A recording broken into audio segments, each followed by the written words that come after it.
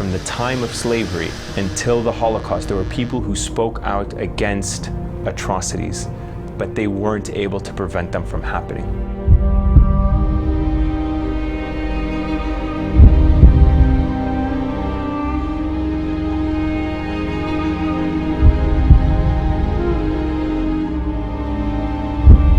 It was a war from a large, sophisticated military against a largely civilian population.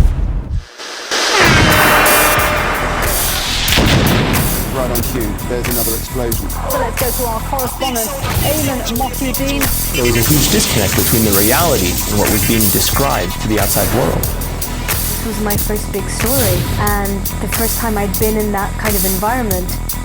I went thinking I was going to be there for 24 hours. I came out 2.5 months later. Prima facie evidence of possible war crimes and crimes against humanity is emerging daily. White I couldn't imagine the kind of destruction I was seeing, Anytime the government tells the media that they are not able to go in to a war zone to see for themselves firsthand what is happening, it's a disservice to information, it's a disservice to public knowledge, it's genuinely a disservice to humanity. But there simply aren't enough beds to cope with the number of injured. 11 people have now been killed, 26 injured, many of them critical.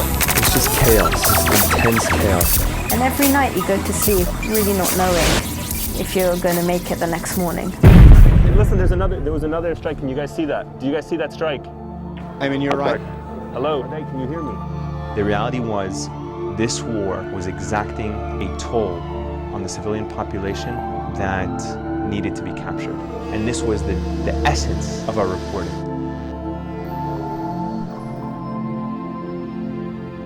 The gap is widening between what America practices and what it preaches. And the rest of the world sees it, the rest of the world has caught up to it, but the American people haven't. And it's time that they are aware of that.